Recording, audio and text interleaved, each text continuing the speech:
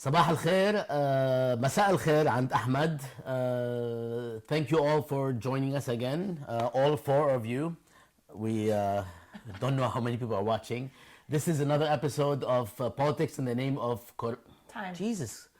Politics in the Time of Corona. I say name every time. Welcome to Politics in the Time of Corona. My name is Bassam Haddad, and with me is Noura Aliqat, and this is our fifth or sixth episode. And we are joined by Dean Ahmed Dalal from Georgetown in Doha, Qatar. We are very excited to have you, Ahmed. We're going to conduct this in English, and welcome to this podcast. Very good to be with you always, Noura Bassam. Thank you. Ahmed, if we could just start off with you telling us how you are coping with this at the personal level with the family and how you're dealing with this in Doha, this pandemic. Yani, of course, the pandemic is quite scary. No one would have even imagined something like this in our wildest dreams, I think. I haven't. I've grown up during the Civil War. I've been through some tough time, but the scale of this is really overwhelming and humbling in many major ways.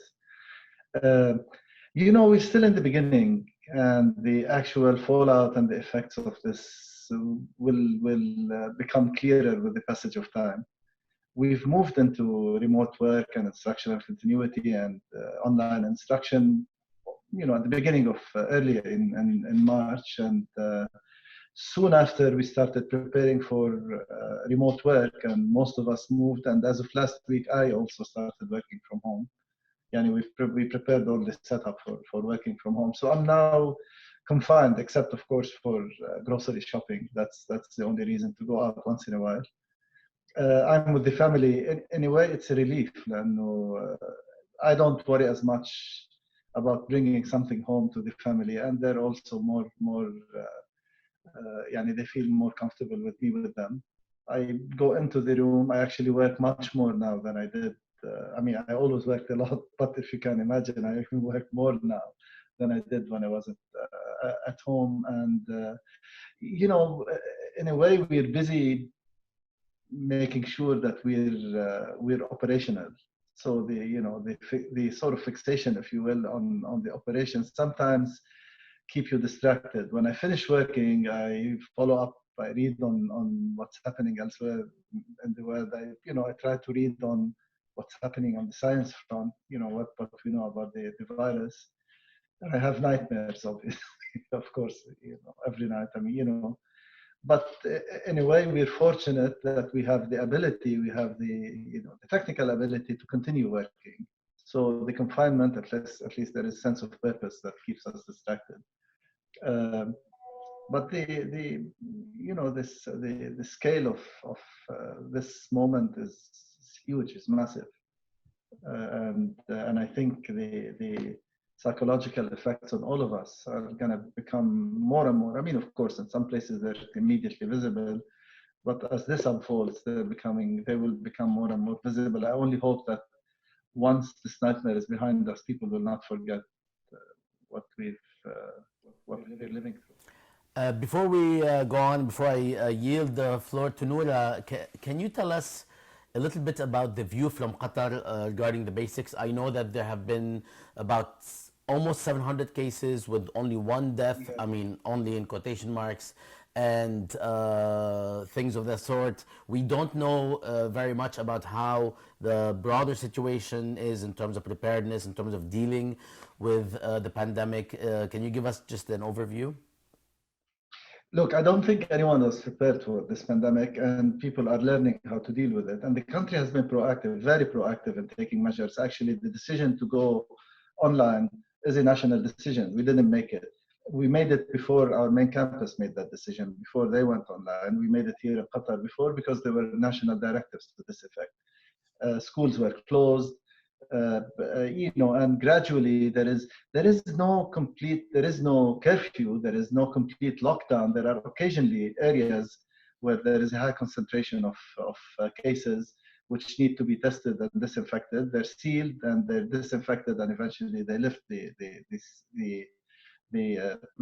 lock on these areas. But there are restrictions on all public gatherings.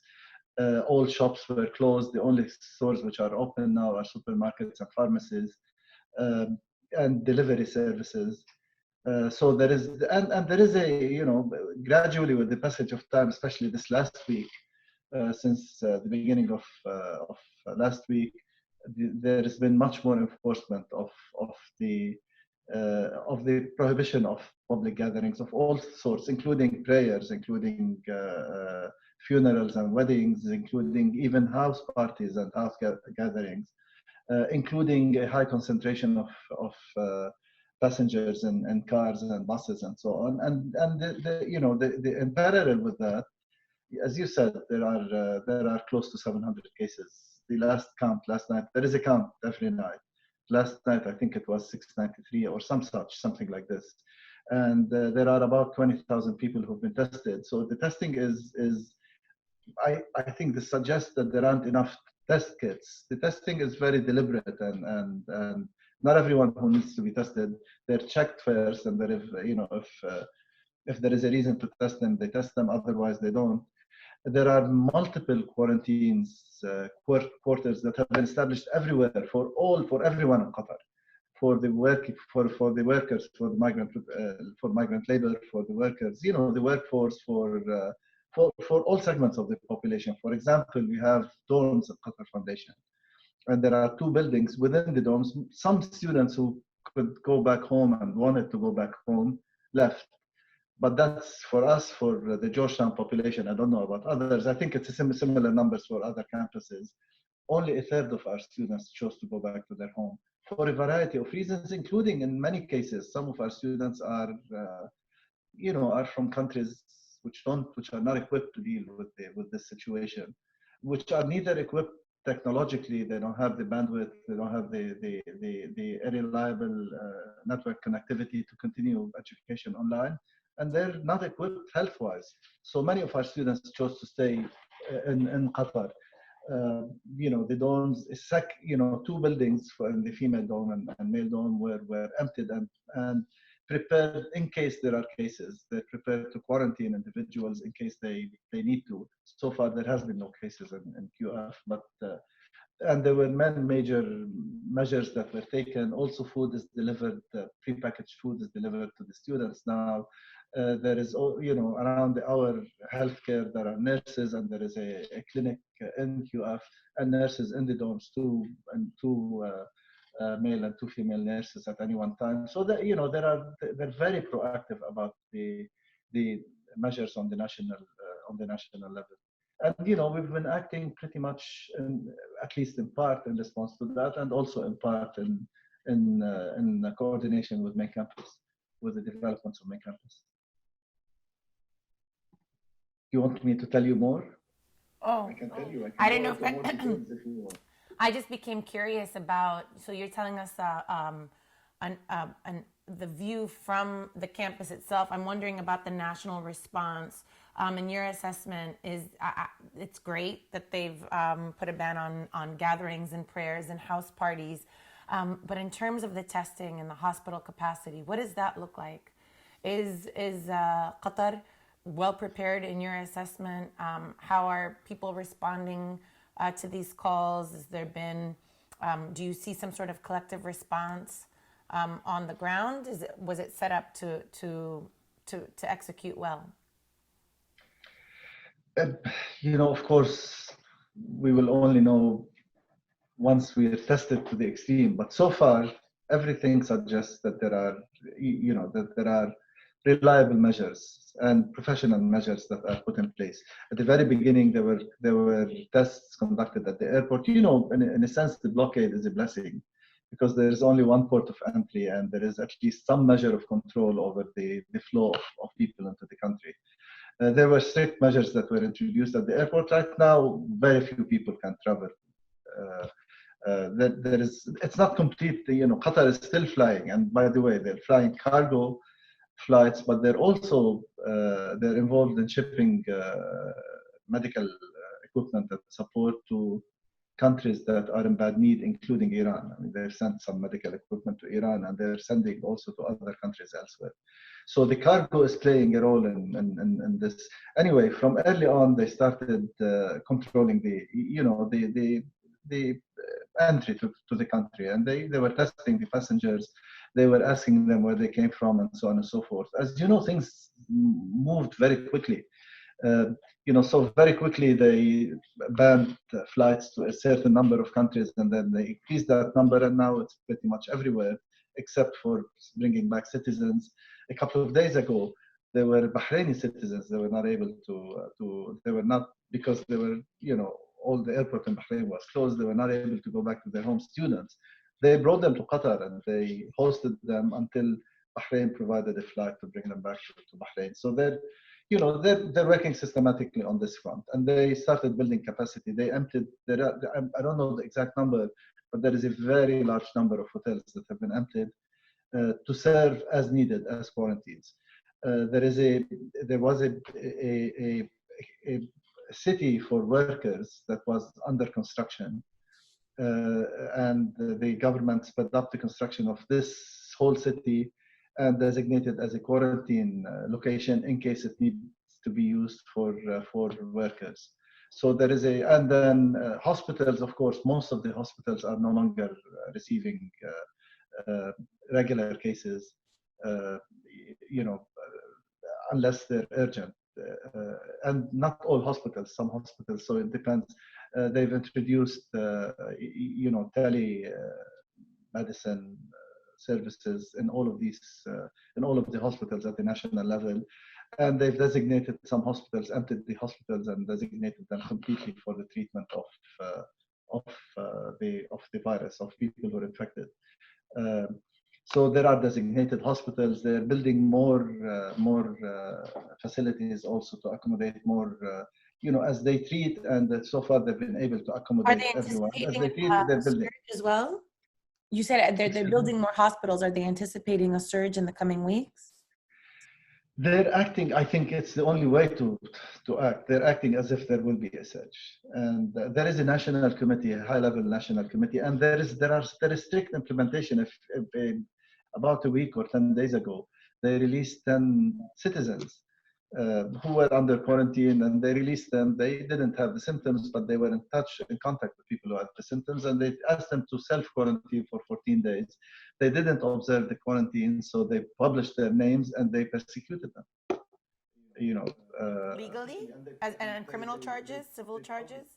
How did they prosecute? How did they prosecute them under criminal? The government decided to persecute them for violating the requirement of self-quarantine, and they released their names to the public, sort of public shaming them as well, and actually spoke about them. The spokesperson for the emergency committee, which has a press conference, which is far more reliable and confidence, it inspires confidence much more than the press conferences we're seeing on your end of the world.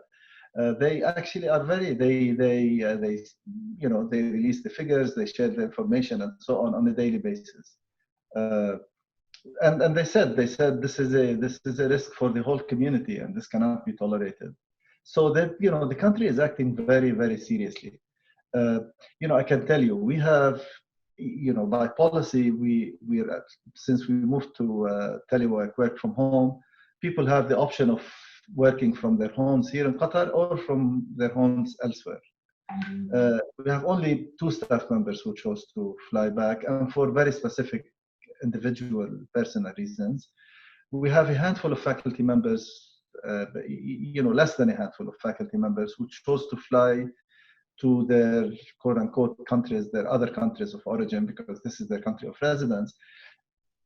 In all cases, because their families, their spouses and children were in these countries, and they didn't want to be away from them, quite understandably, in case of an emergency. The flight itself was risky, but they couldn't, they had to be with their families and enjoy their families, take care of them. But there are faculty, for example, who are here on, for a year. We have lots of exchange faculty from the US, and this would, it would have made perfect sense for them to go back home to the US because they don't need to fly back. And the whole question of, the uncertainty about the ability to fly back, so far they've chosen to stay here. Ahmed, if you can tell us from your vantage point in Doha, Qatar, what does the regional scene look like in comparison to Doha? I'm assuming that you would know a lot more than all of us here. What is going on around Doha, Emirat, UAE, Kuwait, Bahrain, much more so than Saudi Arabia, but also Saudi Arabia. Is it a comparable situation in terms of the... I think in all of these countries, there are very strict measures that are now taken in all of these countries, in terms of, stopping flights, closing the airports, or at least reducing the number of flights, in terms of lockdown and shelter in place and closing schools and so on and so forth.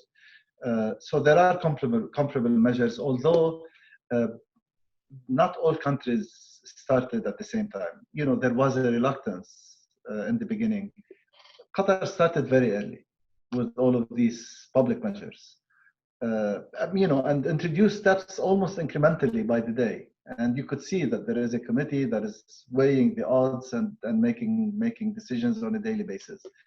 It was a little bit more delayed than other places, but right now most of these countries have. Saudi Arabia was the last to come forth, and although they were taking measures, but they were saying there are no cases in Saudi Arabia. Of course, there are quite a few now. Now the cases are published. So there was a slight delay in announcing the cases, but at this point, and in a way, we're fortunate that the countries have the ability to mobilize and take these measures. It's a privilege to be able to, to be able to take measures like this. Now, that said, a couple of days ago, there were laws that were passed in UAE, which say that, employers have multiple options, including laying off some of their workers, or having partial work, or laying off a portion of the work, and so on and so forth. Qatar has passed laws saying that everyone, so all workers, even if they're quarantined, will receive full supply, medical as well as everything they need for survival.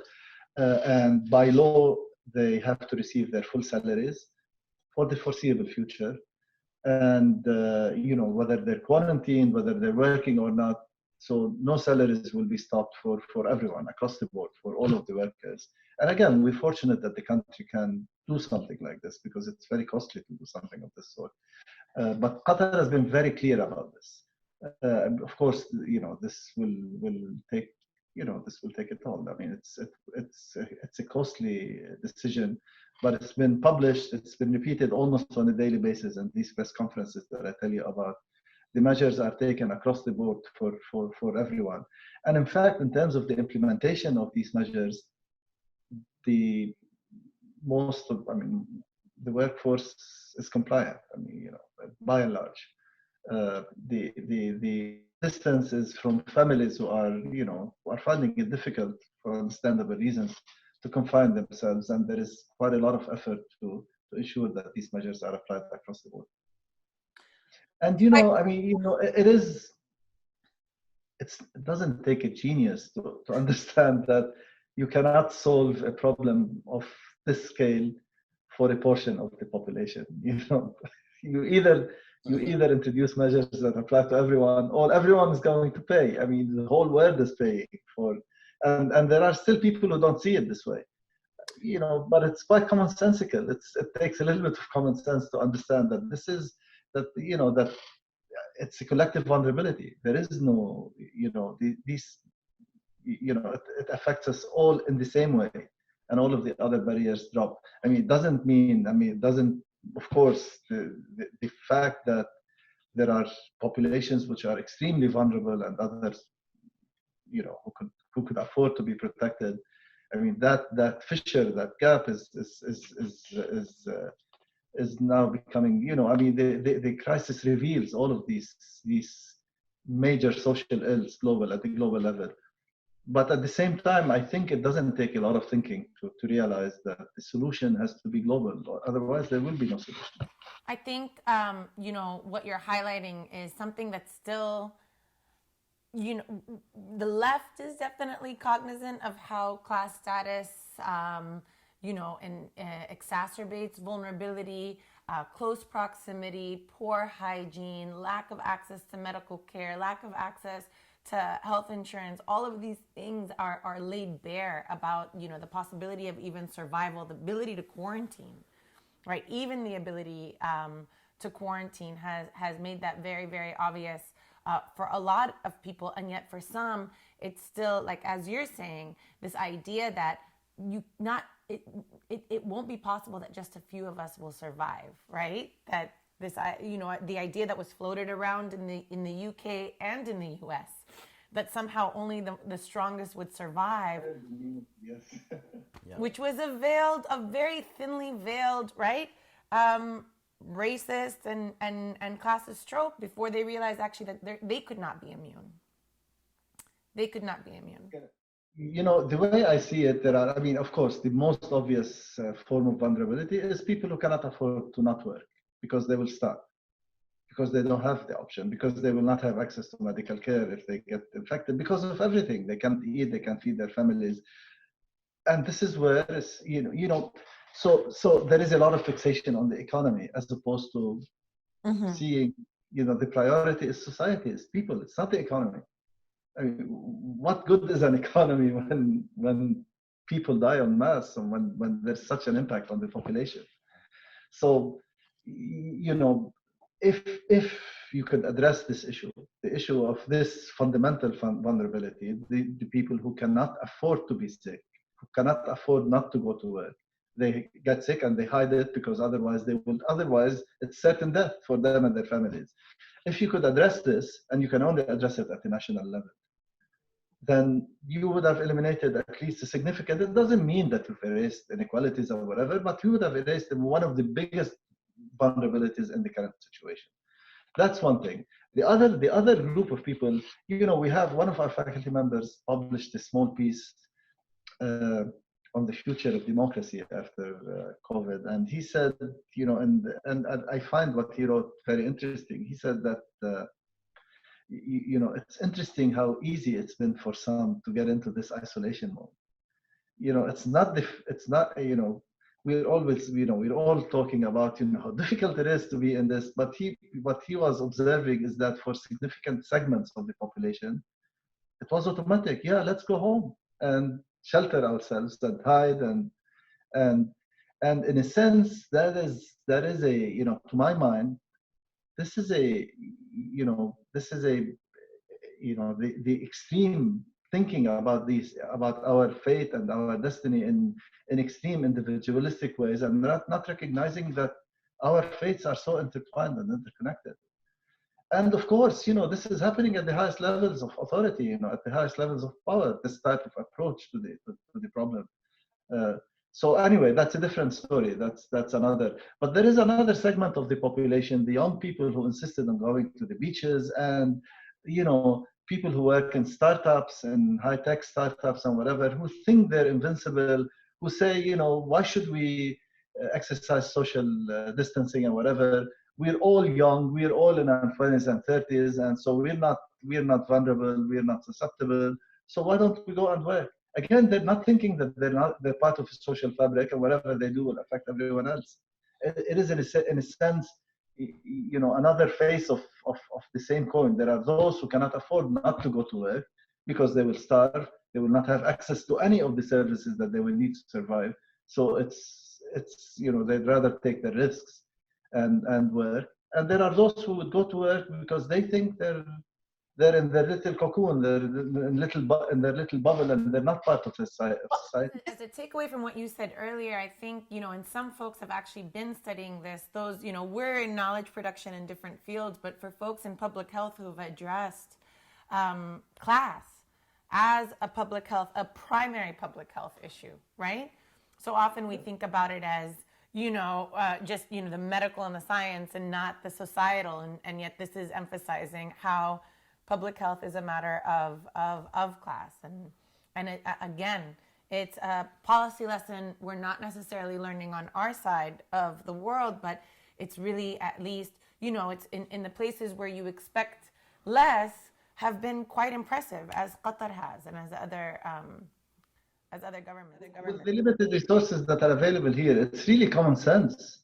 It's how you deploy whatever resources you have. I mean, not everyone has. Of course, again, we're privileged. We're fortunate to have access to. I mean, we're fortunate, for example, in the little institution where I work, that we have, for one thing, we have, first of all, conducive laws and measures taken by the government that enable us to operate as we do, that have been proactive and pushed us in a way to take these measures, which are, so far, alhamdulillah, I'm sure no community will not be touched by this, will not be affected.